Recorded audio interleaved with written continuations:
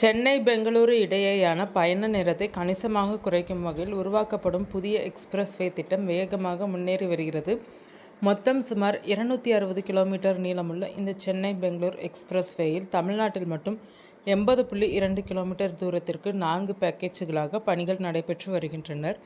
இத்திட்டம் ஜூலை 2026க்குள் பொதுமக்கள் பயன்பாட்டுக்கு வரும் என எதிர்பார்க்கப்படுகிறது. இந்த அதிவேக சாலை முழுமையாக செயல்பாட்டுக்கு வந்த பிறகு தற்போது 5 முதல் 6 மணி நேரமாகும் பயணம் வெறும் 2 மணி நேரத்திற்கு குறையும்.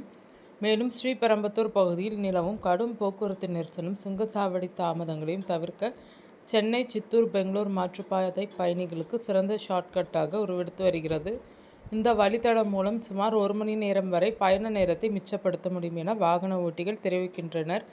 இதனுடன் ரயில் பயணத்திலும் பெரிய மாற்றம் ஏற்பட உள்ளது. சென்னை பெங்களூரு இடையே அதிவேக ரயில் திட்டங்கள் முன்னெடுக்கப்பட்டு பயண நேரத்தை 1 மணி 13 நிமிடங்கள் முதல் 2 மணி நேரத்துக்குள் குறைக்கும் முயற்சிகள் தீவிரமாக நடைபெற்று வருகின்றன. குறிப்பாக தொழில்நுட்பம் மற்றும் தொழில் வளர்ச்சிக்கு முக்கியமான இந்த 2 நகரங்களுக்கிடையேயான இணைப்பை மேம்படுத்தும் நோக்கில் பல புதிய ரயில் சேவைகளும் அறிவிக்கப்பட்டுள்ளன.